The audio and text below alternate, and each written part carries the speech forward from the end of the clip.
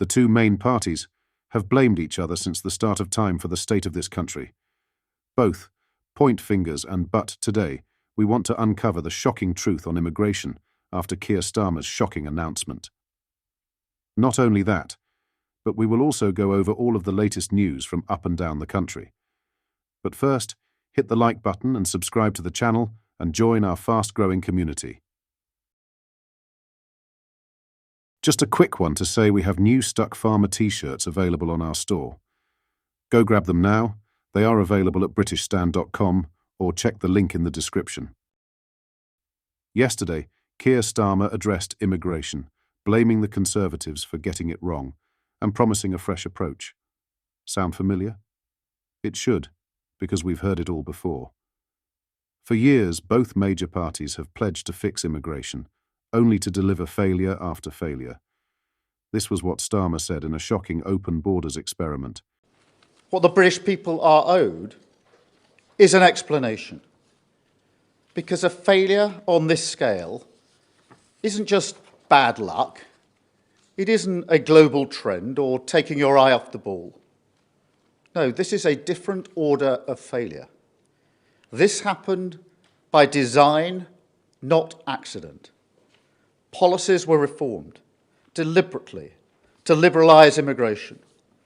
Brexit was used for that purpose, to turn Britain into a one-nation experiment in open borders. Global Britain. Remember that slogan? That is what they meant. A policy with no support, and which they then pretended wasn't happening. Labour isn't off the hook either. Their much-touted smash the gangs plan hasn't stopped the crisis. In fact, it's getting worse. The number of migrants in hotels has jumped by over 6,000 since Labour took charge, reaching a staggering 35,000. Even more shocking, over 109,000 people are now receiving accommodation support, costing taxpayers £5.38 billion in 2023-24, a 36% increase. Back in 2010, David Cameron made bold promises to reduce net migration to the tens of thousands. He failed. Instead, we've seen the largest population increase in 75 years, driven by mass migration. Here's what the numbers look like today. 728,000 net migration for the year ending June 2024. Over 900,000 net migration for the year ending June 2023. That's right, nearly 1 million people in 1 year under a Conservative government.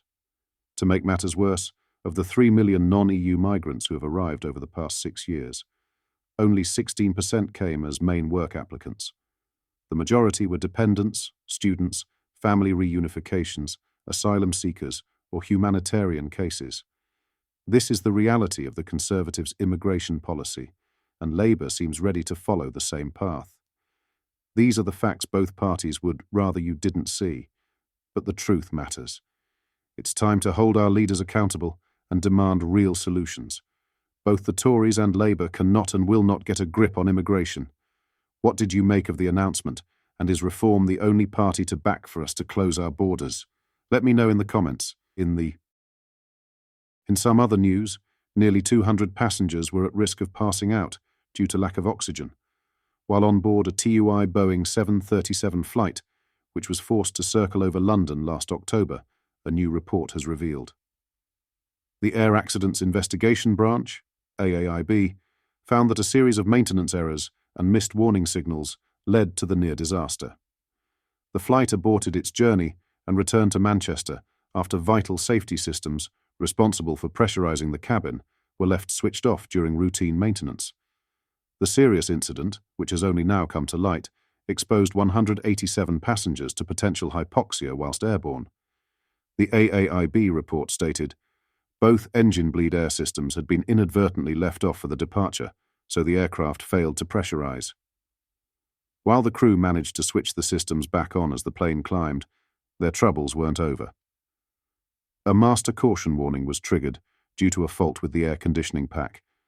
The series of issues forced the pilot to make the decision to return to Manchester, working in coordination with air traffic control. However, the aircraft was too heavy to land immediately, leading to a potentially dangerous situation over London. During this holding pattern over London, a critical warning signal was missed by the crew. The oxygen mask warning light went unnoticed for 43 minutes, which the AAIB said exposed everyone on board to the risk of hypoxia. The report highlighted the serious nature of this oversight, noting, "In this altitude window, the hypoxic exposure can be sufficient to affect cognitive performance and decision-making. This meant passengers and crew were at risk of impaired cognitive function due to reduced oxygen levels in their bodies." The situation was particularly concerning as the aircraft needed to remain circling to burn off excess fuel before it could safely land. The AAIB investigation revealed that pilot fatigue may have been a contributing factor to the incident. The captain had managed only 3 hours of sleep after being on call the night before the flight. Fatigue, particularly chronic fatigue, can be insidious, such that an individual may not recognize the symptoms in themselves, the AAIB report warned. Despite the series of potentially dangerous errors and oversights during the flight, the aircraft landed safely at Manchester at 8:10 a.m. No medical issues were reported among the passengers or crew following the incident. Lastly, 2 teenagers have been arrested after an alkaline attack saw 2 police officers taken to hospital. The 2 boys, aged 14 and 16, were detained on suspicion of possession of a corrosive substance in a public space and conspiracy to commit grievous bodily harm. The British Transport Police noticed the teens acting suspicious at Surbiton railway station in southwest London late afternoon yesterday. They were then exposed to the chemical substance believed to be alkaline and rushed to hospital. Their injuries are not believed to be life-threatening or life-changing.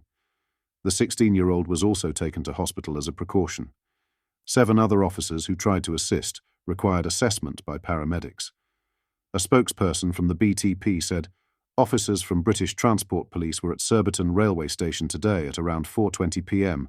when they spotted 2 people acting suspiciously. As officers engaged with the people, they were exposed to a substance believed to be alkaline."